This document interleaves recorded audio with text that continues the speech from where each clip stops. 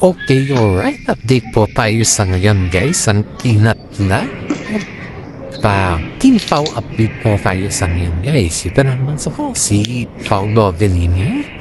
Ay po alalay kay Kim Chu. Duwahan ko. Or ano ang take sa kanilang dalawa? Nakakatuwa guys itong dalawa na to kasi sumali po sila sa Slide Camera Fun Run na kung saan po ay tumatakbo sila ba yung pabilisan ng takbo. Aba, napaka-sweet naman ng dalawa. Napaka-gentleman naman si Paulo na humawak. Sabay sabing, dahan-dahan lang, baka makwan ka. Siyempre si Paulo Avellino guys ay siya yung todo alalay kay Kim Chu. Si Kim Chu po, parang mahina kasi siya sa mga sports eh. Mahina siya sa mga takbo, mahina po sa sports. Mahina din po siya sa mga yung biking kasi isa pa pag babae ka kasi tapos payat ka pa. Iba talaga yung biking skills mo. Iba talaga yung energy mo. Hindi ka gaya sa mga lalaki na lakas maka-energy, diba? Ganun po yung dito eh. Ganun yung basis dito eh. Si Kim Chu po, kaya na inahalalayan ni Paulo Avellino ito kasi sobrang hini. Hindi naman yung mahinang. Mahina siya sa ganun na kalakaran. Pero syempre, kailangan din niya yun dahil gusto niya ma-maintain yung kanyang body. Healthy body. O, diba? Pero in fairness, si Kim Chu po, guys, ay namimiss na daw niya yung mami ni Paulo Avellino sa akin dahil pakiramdam kasi ni Kimi medyo nasanay na siya na nandyan na yung mami ni Paulo sa kanila. May ikpan guys may bagong update tayo sa ngayon na bago pala nag-umpisa yung fun run nila, yung sumali sila sa mga fun run na ganyan ba. Si Paulo Avellino po pala ay binigay niya na yung regalo niya kay Kim Chu.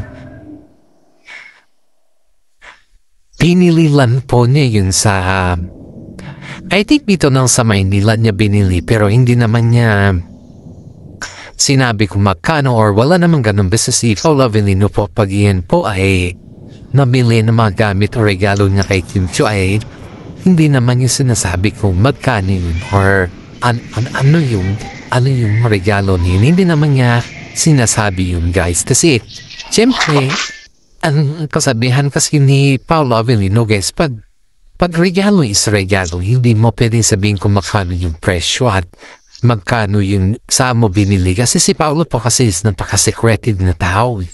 Ayaw niya yung benggang mo ibabalita yung ano yung binibigay mo or ibibigay mo palang sa mahal mo sa buhay. Ayaw niya yun. And then to naman si Kim Chu guys is tuwang-tuwa nung natanggap ni yung regalo ni Paulo Avellino sa kanya. In fairness, napaka-cute naman na sapatos yung regalo ni Paulo sa kanya. It's not a couple shoes, guys. Hindi naman couple shoes yung regalo eh. Kundi, yung kahiligan kasi ni Kim Chu na sapatos is a pink. Eh, hindi naman pwede magsuot si Paulo Avellino ng kulay pink na sapatos, di ba?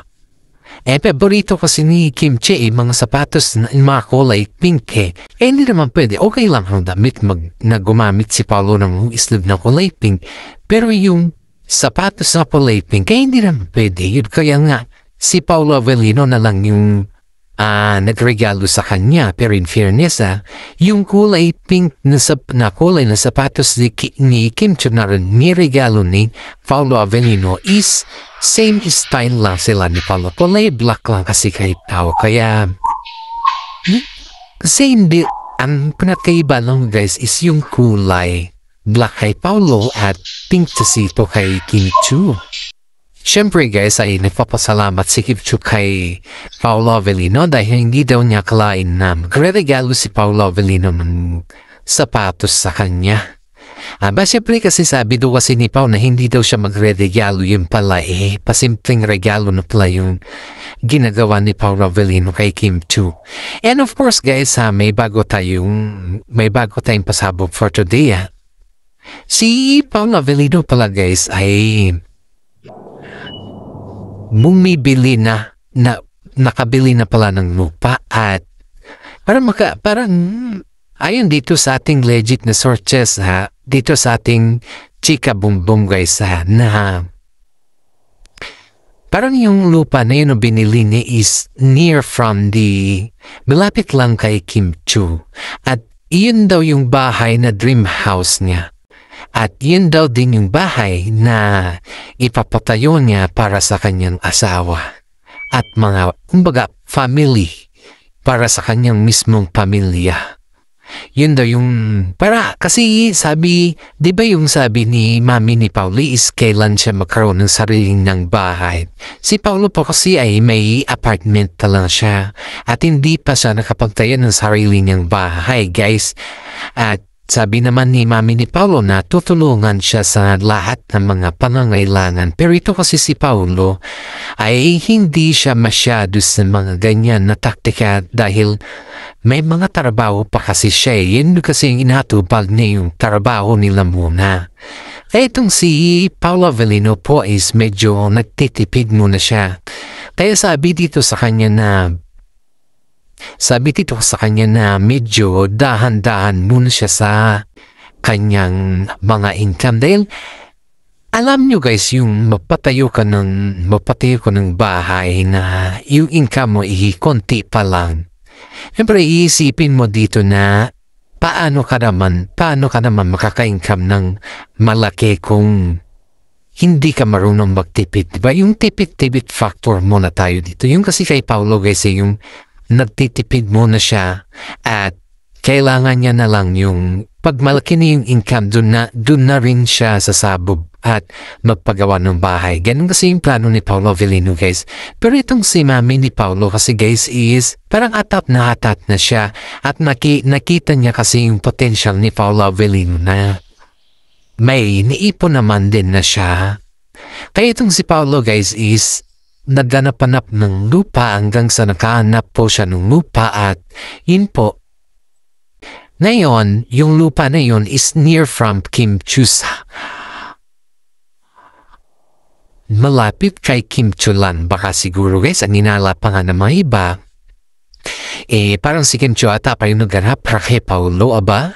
Si Paulo talaga napaka-spoil kay Kim Chu. Ito naman si Kimi sa sobrang spoil naman ni Paulo. Hindi niya naman nakalain na pati siya na yung naghanap. Nakakatuwa naman. Pero para sa kanila naman, yun kung tutuusin natin, di ba? Pero yung fairness, after that guys, yung nakabili siya ng lupa, siyempre kailangan pag-isipan kung anong klaseng bahay yung may papatayo mo dun, di ba? Yun yung palaging pinag-uusapan dito eh. Pero sabi daw ni Kimi is, parang sundin daw nila yung kanilang tradition. Kasi si Paolo Avellino naman is half American naman siya eh. Samantala naman si Kimi half Chinese naman siya. Kumbaga is magkaiba yung kanilang gusto ba. Pero siguro naman pag sila iksasali, isa na lang yung gusto kasi palagi naman si Kimi yung nasusunod eh. Ganon naman talaga. Kung sino yung babae, siya yung nasusunod. Ganon naman talaga siya eh. Matagal na. Kaya tinitignan natin kung saan yung kaya ni Paolo Avellino. Kasi you know guys, parang pansin kasi ng mami ni Paulo guys na nakadepende na si Paulo kay Kim sa lahat ng decision. Yun yung pansin niya. At ito rin si Kimi guys, parang ang role din niya kay Paulo is misis na kasi yung mga decision niya kung halimbawa is tatanungin siya ni Paulo sa mga yung mga magandang paraan or yung mga magandang way or magandang advices, ba? Lalong-lalo na kay Aki guys, tatanungin din si Paolo Avellino ng mga good characters or yung mga advices guys. Dahil siyempre first time naman yung corona anak abnormal lang naman yan sa isang magulang na magtanong din sa mga ibang tao gagaya hindi na may ibang tao si Kim magtanong din sa mga kapwa nila na kung ano yung paano palakihin ang mga bata hindi lang mo sa YouTube kundi mas maganda yung makasama din nila sa showbiz. At yan po ay palaging tinatanong ni Paolo kay Kimi at si Kimi naman po is every time nagbibigay naman siya ng mga advices kay Paolo. Kaya itong si Paolo guys is very close kay Kim Chiu dahil dyan. Dahil nandyan palagi si Kim Chiu sa kanya. Every time guys, nandyan palagi si Kim Chiu sa kanya. Every time, hindi yan mawawala. Alam ng mami ni Paolo Avellino yan na kapag nandyan si Kim Chiu, nandyan din po yung kapag may bagong para kung baka ipa-comfort si Paolo, nandyan palagi si Kim Chiu sa kanya guys. Halos every seconds. Kaya pansin niya ng mami ni Paolo na yung pagiging mag-asawa na ba yung turi nila sa isa't isa. Hindi lamang po yung mami din ni Paolo yung nakapansin sa kanila guys, kundi pati na rin yung kanilang mga kaibigan. Kakaiba talaga yung napapansin nila sa kanila. At ito pa, di ba grabe yan kasi sa kanila guys, after that, kapag yung tapos yung mga event, syempre, wala yan. Magsiuwian na yan, di ba? Itong si Paolo guys, naghihintay pa rin kay Kim Chiu. Nandun pa rin sa sasakyan, hindi, ayon dito sa ating legit na sources ayaw daw umalis or aalis si Paolo Avellino hanggat hindi niya kasama si Kim Chiu. Oh my God, very sweet nga, sabi nila sa kanya. Very sweet ang Paolo Avellino kay Kim Chiu. Napapasana all na lang sila. At hindi lang po yan guys, pati rin po yung kaibigan ni Kim Chiu na very close sa kanya na kung saan is ginagawa kasi ni Kim Chiu yun na personal assistant sa PA ba guys ay napapansin daw niya yung kapag umaalis sila diba hindi daw comfortable si Kim Chiu dyan guys kung hindi niya tinext si Paolo at hindi niya kasama si Paolo. Parang yung magnet ba? Kung saan pumunta yung isa, nandun din yung isa. Ganun yung magnet nilang dalawa guys. Kaya sabi ng mga fans sa kanila na hindi na sila maghihiwalay ito. May patutunguhan at may sinasabi na ang kanilang bandi hindi na lang yung dahil partner sila or dahil ganito, hindi na. Kundi talagang ang end nila is may future na talaga guys. Yun yung end nila guys. Dito pa nga guys, marami din nagsasabi sa kanila guys na there is always time for everything. Yan kasi mga kadalasan na sinasabi ni Paolo Avellino pag kinakantsawan sila siya.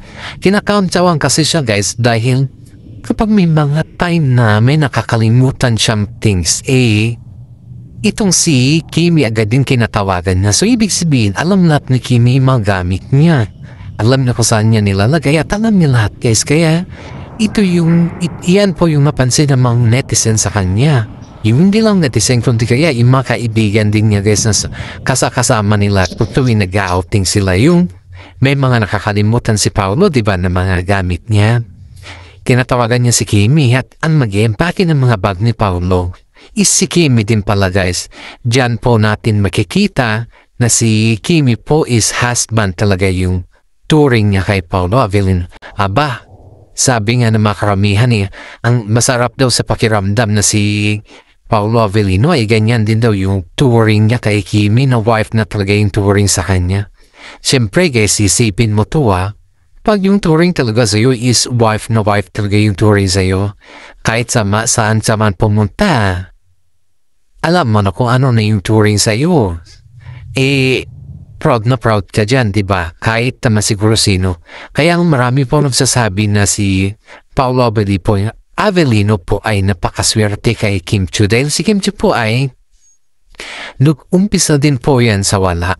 At nag-umpisa din po yan sa wala, nag-artista, nagkaipon, nagkapera, tumutulong sa magulang, pinaaral ng kanyang mga kapatid.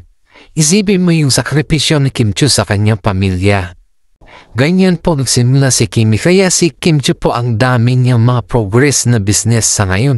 Yung bunny bags niya, yan po yung bagong business ni Kimi Nakabili na din po siya ng sarili niya kondo. Magkano ang kondo ngayon, di ba? Sipin mo yan, magkano yung isang kondo? O sa kondo pa lang sa Pilipinas, magkano yun? yan yung mga bagay-bagay na kuwan natin ba na isipin natin kasi napaka-practical din ni Kim Chiu guys na hindi po siya yung basta-basta na lang na babae na kaya ni si Yan Lim na ginamit lang siya. Kasi ito ang kwento dito guys hanggang sa ngayon kaya pala hindi pinapasok si Yan Lim dahil nung gulo pala siya sa loob sa ABS-CBN. At ang ginulong niya, ang punot-dulo pala ng awayan ay si Paula Avellino. Pero kasi si Paulo daw kasi guys, sobrang kumbaga is namamagnet daw si Paulo sa kasikatan ni Kim Chiu.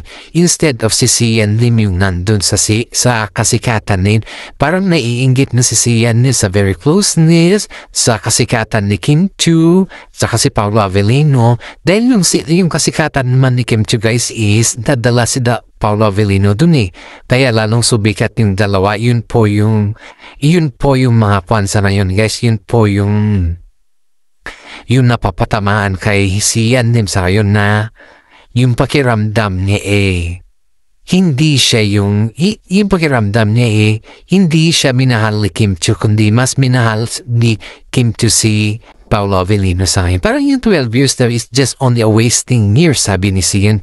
Doon naman po na hindi naman sa nagalit todo pero yung facial expression ni Kim Chiu dun na yung sinabi ni Sian Lim ang 12 years is just only waste time year. Ibig sabihin yun is walang halaga para sa kanya. Ang sakit naman nun na marinig sa isang ex mo na sabihin nyo samantala nung naging kayo naman okay naman ang lahat, di ba? Nung naging kayo, pinaramdam mo naman sa kanya na mahalaga siya. At nung naging kayo, pinaramdam mo naman na mahal mo siya. Hindi lang yung hanggang sa salita at hindi lang ganon. Diba guys, yun yung dun nasasaktan si Kimi guys Dun siya nakaramdam ng sakit kay si Yan Lim. Kaya itong si Yan Lim guys nung nakita niya si Paula Avellino, naginit daw yung ulo niya. Tapos parang kinapik siya ng gwardiya na, uy pre, sir, sabi daw, wag ganyan, nasa loob po tayo. Yan daw yung sabi ng gwardiya kay si Yan Lim. Siyempre guys, insecure siya dahil hindi na siya sikat. Ngayon, may plano na sila Paula Avellino at saka si Kim Chiu na magpatayo ng bahay nila na future house sila. O ngayon ka magkahabol? Ano mahabulin mo? Tangingot? Ngayon ka magkahabol, ganyan na ngayon nangyari, di ba? Napakakuan ka naman. Napaka-nonsense mo naman. Maghabol ka? Ganyan na nangyari. Ano mahabulin mo sa kanila? Aba, mag-isip-isip ka paminsan-minsan kasi hindi lahat ng mga ginagawa mo siya, di bis pabor lahat na yun. Isipin mo din maayos. Isipin mo mabuti.